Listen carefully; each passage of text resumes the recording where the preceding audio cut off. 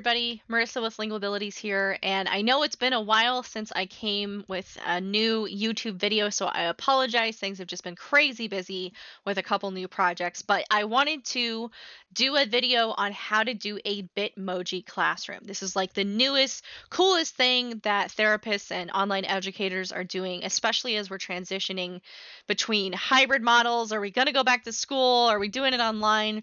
But they're really fun, and I think it's a nice little refreshment from having to deal with all that stress of whether we're going back or not and how, so that you can make something kind of fun.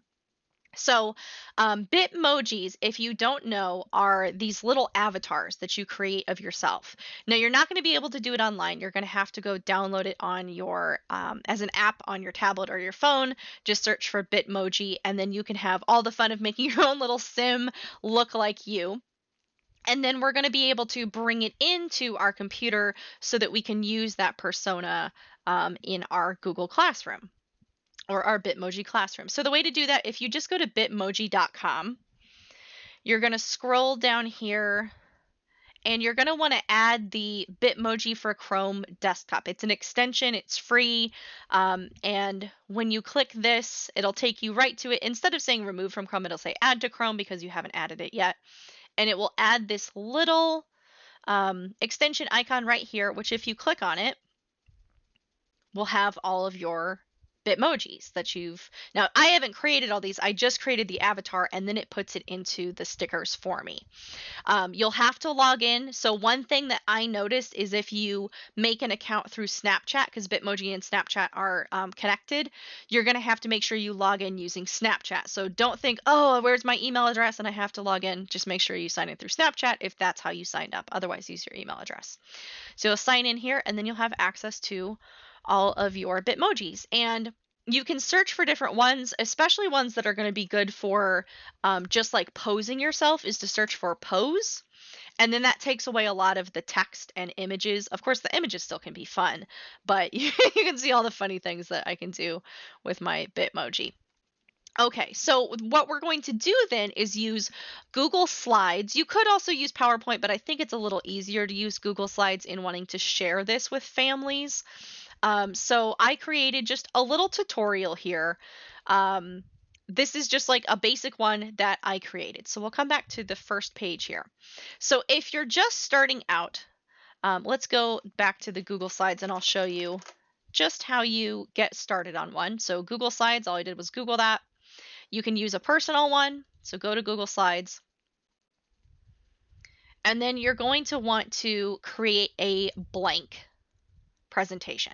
Okay, it'll pop up like this, and the first thing you'll want to do is delete that information. You just want a blank slate. So we'll title it, this will be our Bitmoji number 2. You can title it whatever you want, your classroom or what have you. And the first thing you're going to look for is a background. So if you look at the one that I created already, we have, like a wall and a floor. So to search for this, we're going to go to our blank one here, and you'll come over to, we're going to go to background. And the reason you want to use background is so that it doesn't move the image around. If we just did insert image, whenever you clicked on it, that image could kind of move around. But when we create it as a background, it puts it flat on the back of the slide and it's not clickable. So instead we'll go here to background. We're going to choose an image. And then if you have a picture that you want to use already, you can upload it, but you can also go to Google Image Search and search for images. So we're going to look for a wall and floor background because I want it to kind of look like a room. Then you can look for whatever interests you. Hopefully one that doesn't look like something from Wolfenstein. Let's find something good here. Some of these are kind of goofy, but I try to pick one that looks a little bit nice. Here, we'll do a museum. How about that? Do something a little different today. Okay, and then done. There you go. You've got your room. And you can make this anything that you want. Some people are taking pictures of their house. They're like, hey, check me out in my living room. Some people have pictures of their actual classrooms, and they're using that as a linkage between the real school and the virtual school. Other people are just doing something random to show, their personality. So you've got your background now, and if you click on it, try to move it, it doesn't go anywhere. So that's why you want to use background. Next, we're going to start bringing in the different furniture and features that you want to have in there. So let's say that we want to have a bookcase so that we can maybe put some different activities. As you can see here, I've got a bookcase with some books and activities and just some silly things. So that's what we're going to bring in. So to do that, you will go to Insert, Image, and we're going to search from the web again. If you had something already, you can upload it, but we're going to search from the web. And you'll want to look for something that's transparent, meaning it has that transparent background. So transparent bookshelf. And I want to look for something that doesn't already have books on it. I picked this one before. This one looks fancy for our museum. And all you do is drag it over. And as you can see, it is transparent. Then we can resize it. And we'll put it in the back here. It'll be a nice little bookshelf. So you can adjust it if you want it to be closer, if you want it to be over there. It's really customizable. So then let's say that we also want to have a chair that our Bitmoji is sitting on, or a couch. Let's do like a fancy couch. We'll come back over here to transparent. We're still inserting a image, and we'll say couch, transparent couch. Let's get a real fancy one. This one's pretty interesting. Actually, this one might be good. And you can see there's like cartoony ones. There's ones that are real pictures. So you can decide how realistic you want your room to be. We're going to bring in this fancy couch. It's a little cartoony, but that's okay. You could always adjust. Now, let's say I want this to be in front of the bookshelf, or maybe I want it to be behind the bookshelf. You can adjust the ordering. So whatever you bring in last is going to be on top. But if I wanted the couch to be behind the bookshelf for some reason, I can right click and then go to Order, Send Backward. And suddenly it'll be behind my bookshelf. Now I don't actually want that, so I'm going to undo. But you can order your things as you see fit. So why don't we put our bookshelf a little more towards the corner. We'll have our little couch here. And I won't be able to put it behind the lady because she's actually part of the background. She's not a different icon. If you did want to do that, you'd have to like put in a different picture of the statue just so that you could manipulate it as an object. Okay, so I feel like we should bring in my Bitmoji so that we have me represented. So to do that, you're going to come up to your extension for Bitmoji. And I already have one that I looked up. All I did was search sit, and then you have different pictures of one of the toilet that you can pick from. We're going to have a thoughtful Marissa sitting on this couch. They're going to bring me in, and I'm a giant, so we're going to make it a little smaller so I don't look so ridiculous. That looks decent. My feet are actually touching the floor, which is good. So we've got ourselves here. We've got our couch. How about we add a chalkboard or a whiteboard? To do that, you're going to Insert, go to Shape, and let's just get a regular rectangle. Let's say we've just got maybe a billboard up here. So I can decide what color I want my billboard to be by coming here. Let's say I'm really feeling this kind of gold color. Why don't we do something like that to match that? And then I can also do my border. So I'm going to we'll do brown to match the bookcase, some nice brown. And then I'm going to make the weight of the border a little bit bigger, probably 8 points, just so that you can see it. So now I've got my little bulletin board, and I can write things up here. I can pin pictures up here. So let's say we want to have something written. I'm going to insert text box, and I can say, welcome to class. You can adjust all of this with the font that you might want. Let's do a little fun font. You can center it. You can change the color of it, make it nice and red, make it bold, make it bigger. And that's just our bulletin board. We're gonna make it, whoops, we're gonna make it nice and simple. Move this around a little bit. Okay, so you can add whatever you want. It's really customizable. All right, let's say that we need one more art piece. I like to show my dogs in my class. So in this one, I have a poster of my dog. So all I did here, this is not found on the internet. Instead, we're going to insert image and upload from the computer. Okay, so this is my downloads. So you're going to go find it wherever it is. So I'm going to go find my picture real quick. It's buried. That's all right.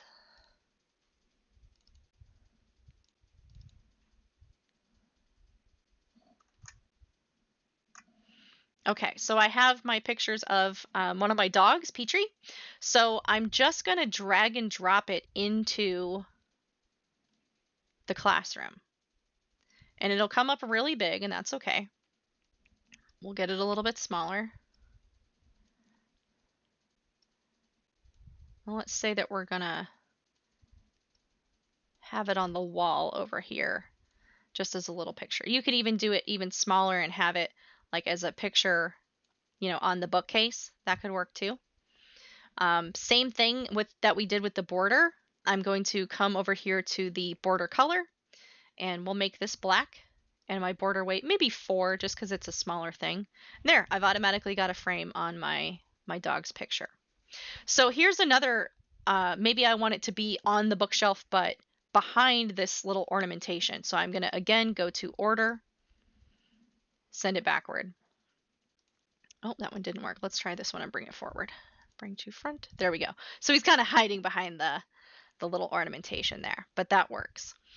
Other people are bringing in plants, banners of their favorite sports teams, all sorts of stuff. And then a lot of people are using the bookcase, as you'll see in this first one that I did, to have activities. So I just picked a couple of books. I brought these in from Google Images. Maybe some activities that we could do as games and music activity. And then each one of these you can create a link for. So let's say that you wanted to read the Chicka Chicka Boom Boom book, but you didn't want to do it like with your own book on a document camera. You could go do the YouTube version where somebody else reads it. Just put it on mute, and then you can read the book yourself as they flip the pages. So what you do there is you highlight what you want. You'll come over here to insert link. And then you'll put whatever the YouTube or other link is, and then whenever you click that, it'll pop up as something. So just to show you, we'll go to YouTube and search Chicka Chicka Boom Boom. Okay, that's an animated one. Let's do one that's red. Read book. Here we go. We got a read aloud one right here. So we'll copy this link, come back to our class, put this in, apply, and then whenever we click on this link will be right here, and it'll take us right back to Chicka Chicka Boom Boom. So you can build in lots of links for different things that you want to do for a daily lesson plan. If you want to have just like a little message that you give your students, maybe I saw somebody do something really cool where they had a hedgehog and they were uploading videos of their hedgehog. Like every week there was a new hedgie video. So you could have like, oh, come click on Petrie and you're going to get to see what my dogs are doing this week. And there's a link to a video that you've done. I also wanted to put in some toys so that, let's say, when we have a break, they're going to click on the Angry Birds, and then we can go play Angry Birds like through BlueStacks. So it's just kind of a visual of like what we have available, what we're going to be doing. Another idea I had is this trunk. So maybe at the end of the session, they can open the trunk and like do something fun. Inside there, you put like a virtual sticker or a coloring book thing that you can do, some fun activity. You could even get really adventurous and like do a physical thing, and then you send your kid just a little tiny, like a little kazoo or, a party noisemaker or something silly that doesn't cost you much. You get it at the dollar store, and it's $1, so you can send them something kind of fun. But that's just an idea. I've also seen people use their Blackboard as a way to link to additional pages. And so let's say that you've got, just your like introduction of who you are, and then you could make this K a link to go to a kindergarten page where you've got all the activities for the kindergartners that you're going to do. Same thing with first grade, second grade. You can also have links to today's spelling words, and then you have another page that you go into designing for all of the spelling activities, today's homework, tell a joke. It can be fun things. It doesn't just have to be work, work, work. So one thing that you will want to do once you've created your room the way that you want it, let's say this is exactly where I want it, I don't have to add anything else, then you're going to screenshot this. And the reason you want to do that is because right now these are all movable, right? So if I just give my students access to this right now, they're going to be able to move everything around. So instead, you're going to screenshot it. So on Windows, you just do print screen. It's on your keyboard. And then I pull up Paint. I paste it in. And then I'm just going to crop this part right here that is my classroom. Okay, so I'll save it. Bitmoji Classroom 2. You can see I've already got one saved. And then when you create a new slide, again, we'll get rid of this. Now you'll make it the background. So the whole presentation is the background. So you choose your image. We're going to upload now. So I'm going to drag over that picture that I just did, the Bitmoji Classroom. And done. So it looks exactly the same, but now when I try to click on any of this stuff, it doesn't click like that. Now I'm curious. That's interesting because we made the link for the Chicka Chicka Boom Boom. What I would suggest is having not all of your stuff put in. So the items that you want to make linked, I wouldn't put in your background, your new background. So let's say that we got rid of, this book. Then on this page, pretending this doesn't exist, we can add it in, and then we can make it a link. So they're going to be able to move the things that are linkable, just not the things that are in the background. Because I don't want them to be able to move me. I don't want them to be able to move the chalkboard or the rug. But if I want the treasure chest for fun to be linkable, it's going to have to move. So just keep that in mind. There's lots and lots that you can do with this. You can create this as a static page where you have the activities that you're going to do for one lesson or one class. You can also do it so that it's a home page that you send to families, and then they have activities that they can go through for homework or for assignments that you want them to do that you're kind of monitoring on the side. You can also do it so that it's a visual support for a session that you're doing live. So I wanted to show you some other options that you might use this for. This is less of a Bitmoji classroom, but more of a visual support. So you could use it as a scheduling reminder. Like today, first we're going to say our sounds, then we're going to do a board game, and finally we'll watch some YouTube. And then if you want to check these off, you can come in and insert a shape. Let's say, why don't we do something fun like the smiley face? And then you just bring in your smiley face, which you can, of course, change the color of or whatever you want to use as your, okay, that's done. We did our B sounds. Now we're going to go play a board game. And you can make this board game linkable so that when you have a board game on ABC or Turtle Diary or wherever you're getting your resources, you just click that and it takes you right to it. You don't have to go find it. You can also use it as a visual support for what do you want to do after we've done our schedule. You can pick something, and if you made each one of these an individual picture, you could link it that way, so that you could link to YouTube on the TV and movie. The stickers could take you to a sticker activity, an online sticker sort of sticker book. Crafts could take you to, DLTT kids, DLTK kids. So there's lots of options there. But you can also just have static things that don't have to be clickable, that can help people work through how they're feeling. Maybe you take the little head, you can crop this. So what I would do here is double click it to crop it, and then just bring it down to the I feel part.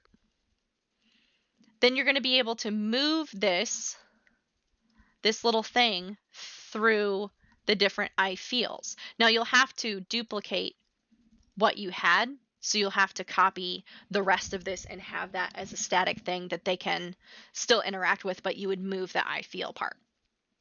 So that's one option. Another option is to use it for AAC or just for visuals about communication.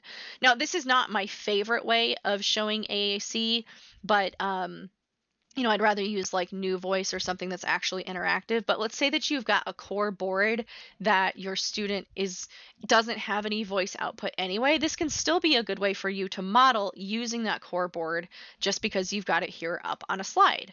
And so you can use your mouse to indicate which one you want. If you're using Zoom, I know that there's a little annotation feature that has like a red dot, so that would be a good pointer. So get creative with this. It's super fun. Some examples that I wanted to show you of some other ideas you might like. If you go here to board teachers, they have classroom ideas for the Bitmoji classrooms. Some people are doing it for a daily lesson. Other people are doing it for like their PE class. And if you click on the weightlifting thing, it might take you to a strength training kind of thing that you can do on your own. People are doing classrooms, and here you would click and it would take you to Epic. Here would click and it take you to Dragon Ball Z. Here you'd click and it take you to the math thing. You can make libraries. You can make just cute like classrooms that represent you. They don't have to be clickable. They're just fun. Extra credit. What was another one that I really liked? Music class was pretty cool. You can see how they have it listed by the grades. So it's very, very customizable.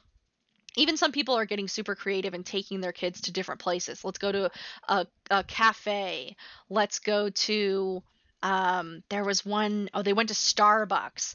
There's one where they went on a, like safari, if I can find that one. That one was pretty cool. Anyway, you get the idea of the cool things that you can do. There's tons and tons of customizations, personalizations, and I hope this makes you feel maybe a little bit less stressed about having to do online learning or hybrid learning as we're figuring all this out.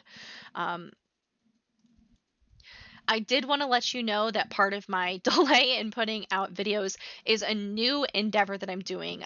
It's a brand new membership site. It's the first of its kind, because I know there's a bunch of membership sites out there already, but this one is specifically dedicated to all things telepractice. And so if you found this resource helpful and you like this sort of information, this is what it's going to be full of: webinars, how-tos, downloads, and all that stuff. So I'm going to put a link in the description.